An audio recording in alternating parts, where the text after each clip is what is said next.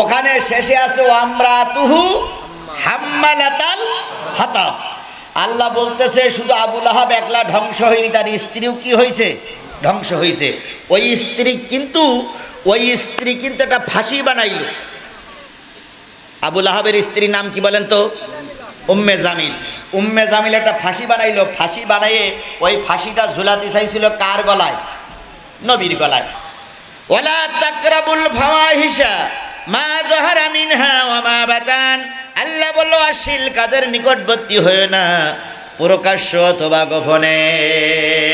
অশ্লীল কাজ যে কয় প্রকার ও কি কি, ঈদের পরে রাস্তায় যারা উঠেছে তারাই জানে।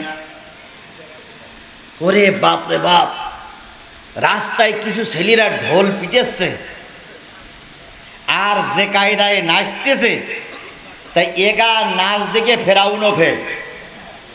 আচ্ছা, এরা কি হিন্দু না মুসলমান? মুসলমানেরা ঈদের আনন্দ করছে সেদিন, কালকে না আজকে বোধ হয় একটা নাস্তি নাস্তি পড়ি ইন্নালিল্লাহ হয়ে গেছে। আচ্ছা বলেন, ওর জানাজা পড়বেন না শ্মশান ঘাটে যাবেন? ও যদি নেতার ছেলে হয় তাহলে জানাজা না পড়লে হুজুরিরও খবর আছে। আজকে লালন শাহ সেতু পার হচ্ছি, আজকের কথা, লালন শাহ সেতু পার হচ্ছি তো দুইটা তিনটা ছেলে আসলে এক মোটরসাইকেলে চাবি কেটে নেস পুলিশ। আর একটা ছেলে আসলো হুড়মুড় করিয়ে, পিছনে বসে আছে এক ইবলিশ শয়তান, চুল টুল এই সেই। তো আমি চিন্তা করতেছি ওর নেবে না, চাবিটা তো ওর নেবা দেবো, তো হেলমেট নেই। পরে জানা গেল উনি হইল নেতার মেয়ে। আজকে আমার সমাজে তাই হচ্ছে, কথা বলেন ঠিক না বা ঠিক? কত মায়ের কোল খালি করলে, কত লোকের নামে মিথ্যা মামলা দিলে, কত লোককে পিটাইয়ে রাস্তায় মেরেছ, আর তোমার ছেলের পায়ের পরে একটু মোটরসাইকেল তুলেছে তাই পুলিশ মেরে আহত করেছ। তুমি ক্ষমতার দাপট দেখাও, আজকে ক্ষমতায় আছো, কালকে ক্ষমতা থাকবে না।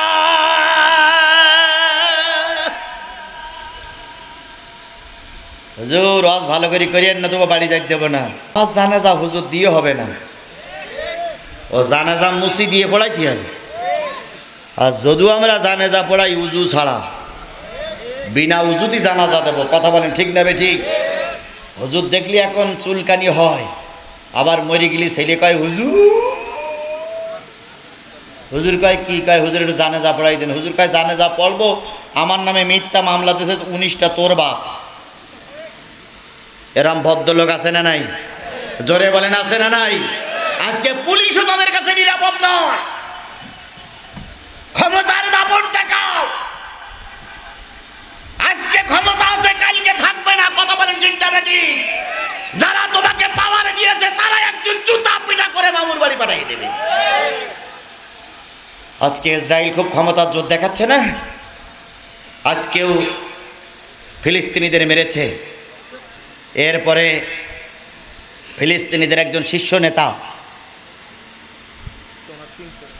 ওনার ইসমাইল হানিয়া, ওনার 3 ছেলে সহ 7 জন না 8 জন পরিবারের সদস্যকে বম্পিং করে গুলি করে মেরেছে ইসরায়েল।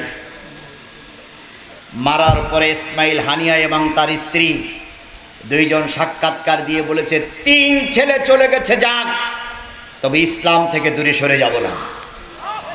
এরকম ইমান আমাকে তৈরি করতে হবে, কথা বলেন ঠিক না ঠিক? নেতা ক্ষমতায় তাই কি হয়েছে, পুলিশ এসেছে তাতে কি হয়েছে? আমি বাংলাদেশের নাগরিক, তোমার চুরি করার অধিকার আছে, আমার প্রতিবাদ করার অধিকার আছে। সব বক্তারা, সব হুজুররা যদি হক কথাগুলো বলতো, আজকে আমাদের অবস্থা এত শোচনীয় হতো না, কথা বলেন ঠিক না ঠিক? আজকে আমাদের মতন কিছু দেশের কিছু মৌলবীরা হক কথাগুলো বলছে না। আপনারা শুনে আশ্চর্য হবেন, আমির হামজা কয়েকদিন আগে বাহির হলো, ওর বিরুদ্ধে আবার মামলা দিয়েছে। আর এই মামলার মূলে আমাদের দেশের কিছু মৌলবীরা, এক মৌলবী আর এক মৌলবী সহ্য করতে পারে না। এরকম মৌলবী বগুড়ায় আছে না নাই? আপনাদের সমাজেই আছে। কিছু কিছু লোক জিহাদি সহ্য করতে পারে না, অনেক হুজুর আছে জিহাদি সহ্য করতে পারে না। আল্লাহর কসম, আমার যে কাজগুলো, আমার যে দায়িত্বগুলো, ওই দায়িত্বগুলো তুমি পালন করো বগুড়ায়, আমি তোমার বগুড়ার মাটিতে আসবো না। কিন্তু উনি পালন করেন, আর একজন পালন করতে তার ঠ্যাং ধরে টানতেছে, নিচে নাও, নিচে নাও, নিচে নাও। এরা সরকারের পাঁচাটা গোলাম। কথা বলেন ঠিক না বেঠিক? আমার মনে হয় আজরাইল আসলি এরা মরবে না। আজরাইল আসলি বলবে সরকারে পাওয়ারে কিছু করলি বলে গুলি করে মারবো। আল্লাহ এ জাতির হেদায়েত দান করুক, সকলে বলেন আমিন। আমার বন্ধুগণ, বলতেছিলাম অন্যায় কাজ সমাজে এত মাথা উঁচু করেছে যে অন্যায় কাজের প্রতিবাদ করতে পারি না, আর সহ্য করতেও পারি না। আল্লাহ রসুল বলেছেন, মান রাআ মিনকুম মুনকারান, যখন কোনো অন্যায় কাজ সমাজে দেখবে, যদি পারো কি দিয়ে বাধা দাও? হাত দ্বারা বাধা দাও। যদি না পারো অন্তর দিয়ে ঘৃণা, যদি না পারো তাহলে মুখ দিয়ে বাধা দাও। যদি না পারো অন্তর দিয়ে ঘৃণা করো। তবে জেনে নিও, অন্তর দিয়ে ঘৃণা করলে আদাফুল ঈমান, ঈমানের সর্বশেষ অংশ হয়ে যাবে। তাহলে আমাদের প্রথম দাবি হচ্ছে কি দিয়ে বাধা দাও? 2 নম্বর, কি দিয়ে বাধা দাও? মুখ দিয়ে বাধা দাও। আমি প্রশাসনের লোক না, আমি সরকারি দলের লোক নই। ইহদিনাস সিরাতাল মুস্তাকিমের রাস্তা বলতেছে, কিন্তু কালকে নামাজে বলবেন ইহদিনাস সিরাতাল মুস্তাকিম। আল্লাহর সামনে দাঁড়িয়ে আল্লাহ বলবে সিরাতুল মুস্তাকিমের রাস্তা কি? তুই আন্দাজে কি বলতেছিস? যারা চলে যাচ্ছেন তাদের যদি মুখস্থ হয় চলে যান, আর যদি মুখস্থ না হয় যদি চলে যান, বুঝবা আপনি কোরআনের দুশমন, বুঝবা আপনি সিরাতুল মুস্তাকিমের রাস্তায় থাকতে চান না, তাই আপনি চলে যাচ্ছেন। আপনি ওই শয়তানদের পক্ষে, এই জন্য একটু কথা হচ্ছে আর আপনার পিত্তি জ্বলতেছে। কথা হতেই হবে, কথা বলেন ঠিক না ঠিক? আফজালুল জিহাদ কালিমাতুল হক ইনদা সুলতানুন জায়ের, সবচেয়ে বড় জিহাদ জালেম সরকারের সামনে সত্য কথা বলা। আজকে বহুত হুজুররা এই জিহাদের ধারে কাছে যাচ্ছে না। এই যে 2 মৌলবী আজকে বহস করি, কদ্দুর কি করিস তা আল্লাহই ভালো জানে। বহস করেছে তারাবি 8 টাকা জায়েজ না নাজায়েজ, আর উনি 20 টাকা জায়েজ কি নাজায়েজ তাই করবে। 2 মৌলবীর এদিক জায়েজ নাজায়েজ চলছে, আর শয়তানেরা রাজত্ব করতেছে। কথা বলে ঠিক না ঠিক? চোরের বংশরা ক্ষমতায়, আর তুমি এখানে বাহাস করতেছো। তোমার বাহাসের 1 পয়সা দাম নাই। ময়দানে এসো, বাতিলদের আগে গদিক থেকে নামাও, তারপরে ছোটখাটো সমস্যা দূর হয়ে যাবে। জোহরের নামাজ কয় রাকাত? না, 12 রাকাত। এশার নামাজ কয় রাকাত? 17 রাকাত। মাগরিবের নামাজ কয় রাকাত? 7 রাকাত। আপনার 7 রাকাত পড়ার দরকার নেই, 3 রাকাত পড়ুন, তবু আপনি নামাজি হন। এশার নামাজ 4 রাকাত ফরজ, 3 রাকাত বেতের পড়েন, তবু আপনি নামাজি হন। এখন আপনার বলা হলে 17 রাকাত পড়ছে, ওরে বাপ রে বাপ, 17 রাকাতের কথা শুনে কাপড় খুলে মাইল দুল, লাভ হইল কি? আপনি 17 রাকাত না পড়ি 4 রাকাত পড়েন, তবু আপনি নামাজি হন। কিয়ামতের দিন নামাজি জান্নাতে যাবে, বেনামাজিরা কোথায় যাবে? আপনি নামাজি হন, আপনি নামাজি হন, আপনি নামাজি হন। আমলিগ করেন, করেন, নামাজি হন। বিএনপি করেন, নামাজি হন। জাতীয় পার্টি করেন, নামাজি হন। জামাত ইসলাম করেন, নামাজি হন। তাবলীগ করেন, নামাজি হন। কারণ ইন্নাস সালাতা তানহা আনিল ফাহশাই ওয়াল মুনকার, নিশ্চয়ই নামাজ সকল প্রকার অন্যায় কাজ থেকে তাকে কি করে? বিরত রাখা। আল্লাহর কথাটা ফাউল নয়। এই জন্য সকলের কাছে দাবি, নামাজি হন, নামাজি হন। অন্যায় কাজ থেকে দূরে থাকুন, খারাপ কাজ থেকে দূরে থাকুন। প্রকাশ্য অন্যায় কাজ করা যাবে না, গোপনে অন্যায় কাজ করা যাবে না। কে নিষেধ করেছে? ওয়ালা তাকতুলুন নাফসুল্লাতী হারামাল্লাহু ইল্লা বিল হক, অন্যায়ভাবে কাউকে হত্যা করো না, অন্যায়ভাবে কাউকে হত্যা করো না। কারণ অন্যায়ভাবে যদি কাউকে হত্যা করা হয়, ওর যে পাপ থাকে সেই পাপগুলো সব তোমার আমলনামায় লেখা হয়। ইসরাইল মনে করতেছ, ইসরাইল মনে করতেছ, ইসরাইল মনে করতেছ যে নেতারে মেরে, নেতারে মেরে, নেতারে মেরে বাহাস করলো, উত্তর সমার্থক, উভয় সমার্থক বিজয়ী। ইসলামের কি উপকার হলো? বাহাস শেষ। 2 জন তারাবি নিয়ে বাহাস করলো, উভয় সমার্থক বিজয়ী। ইসলামের কি উপকার হলো? ইসলামের উপকার হইল এই যে তারাবি 20 টাকা তো পড়া যাবে, 8 টাকা তো পড়া যাবে। আল্লাহ ওদের দুইজনকে আগে হেদায়েত দেখ। ওই যে দুজন বাহাস করিস ওই দুজনকে আগে আল্লাহ কি করুক, হেদায়েত দেখ। আল্লাহ ওদের পরে রহমত করুক। ওদের দ্বারা আমরা কিছু আশা করতেছি। কথা বলে ঠিক না ঠিক? কথা যেটা বলতেছিলাম সেটা হলো, আমার ভাইয়েরা কথা যেটা বলতেছিলাম সেটা হলো, অন্যায়ভাবে কাউকে হত্যা করো না। আজকে অন্যায়ভাবে আলেমদের মারতেছো, আলেমদের বিরুদ্ধে ফাঁসির কাজটা তৈরি করেছো। জেনে নিও যে ফাঁসি আলেমদের জন্য তৈরি করেছো, ওই ফাঁসি একদিন তোমার জন্য অপেক্ষা করতেছে। সূরা লাহাব মুখস্থ কার কার হাত তোলেন তো। ওইখানে একটা আমাদের খেয়াল করেন। যদি কারোর প্রশ্ন থাকে লিখিত দেন, উত্তর দিয়ে দেবো ইনশাল্লাহ। হাত নামান। ওখানে শেষে আছে ওয়ামরাতুহু হাম্মালাতাল হাতাব। আল্লাহ বলতেছে শুধু আবু লাহাব একলা ধ্বংস হয়নি, তার স্ত্রীও কি হয়েছে, ধ্বংস হয়েছে। ওই স্ত্রী কিন্তু একটা ফাঁসি বানাইল। আবু লাহাবের স্ত্রীর নাম কি বলেন তো? উম্মে জামিল। উম্মে জামিল একটা ফাঁসি বানাইলো। ফাঁসি বানাইয়ে ওই ফাঁসিটা ঝুলাতে চাইছিল কার গলায়? নবীর গলায়। ফাঁসি বানায় খেজুরের ডাল দিয়ে পাতা দিয়ে ফাঁসি বানায় পাহাড়ের চূড়ার পরে বসে ফাঁসিটা ঝুলাই দিল নিচে। ঝুলাই দিয়ে বলতেছি এই রাস্তা দিয়ে মুহাম্মদ যাবে, ফাঁসি ধরে মারবো, টান চলে যাবে হিন্দুস্তান। ফাঁসি তৈরি করে আনন্দ করে আর কয় মুহাম্মাদের মারবো। এই চিন্তা ভাবনা করে উম্মে জামিল বসে আছে। কিছুক্ষণ পরে দেখা গেল নবীও আসে না, উম্মে জামিলের আশা পূরণ হয় না। হঠাৎ করে উম্মে জামিল চিন্তা করতেছে ফাঁসিটা আমার গলায় দিয়ে দেখি, এই ফাঁসিটা আমার গলায় ঝোলে কিনা, ফাঁসিটা আমার গলায় ঢোকে কিনা। এইবার ফাঁসিটা গলায় দিয়ে আনমন হয়ে বসে আছে। এটা তন্দ্রা মতন আসলো। আল্লাহ বললেন জিবরিল পাথরটা নাড়া দাও, শয়তান বুড়ি অনেক দূরে গিয়ে গেছে। পাথর ধরে না পাহাড় ধরে নাড়া দিল, বুড়ি হাসকা টানে নিচে পড়ে গেল, বুড়ির গলায় ফাঁসি। আজকে উম্মে জামিলের ছোট বোনেরা যতই ফাঁসি বানাচ্ছ, ফাঁসি দিতে দিতে একদিন ওই ফাঁসি তোমাদের গলায় আল্লাহ পরাবে।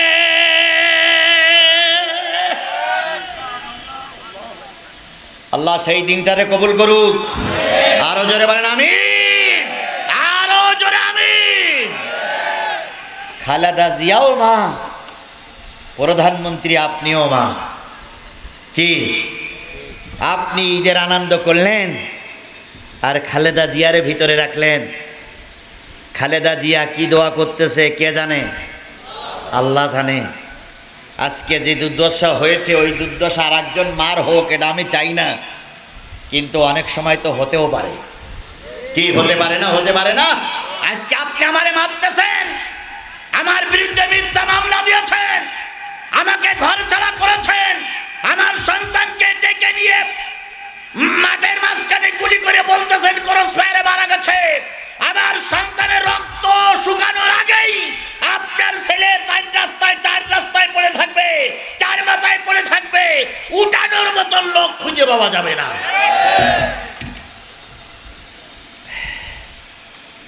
একজন ব্যক্তির বিচার হচ্ছে আদালতে, ভালো করে বুঝেন।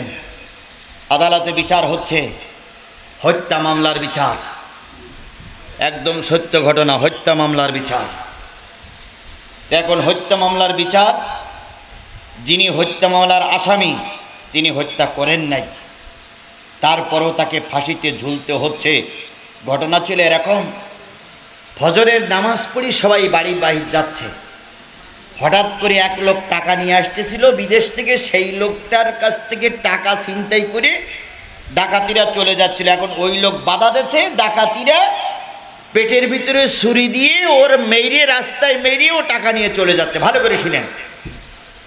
এখন ওই পেটের ভিতরে ছুরি গ্যার গ্যার গ্যার গ্যার করতেছে।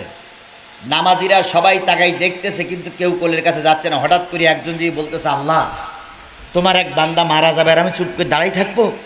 এখন ওই বান্দা ওর ওই কোলের ভিতরে নিয়ে মনে করলে ছুরিকান বেরি করে ওখানে একটা গামছা দিয়ে একটা পোটলা দেই যাতে করে রক্ত বন্ধ হয়। ছুরি হাতে করে বের করতে, আর অমনি পুলিশের গাড়ি আসছে।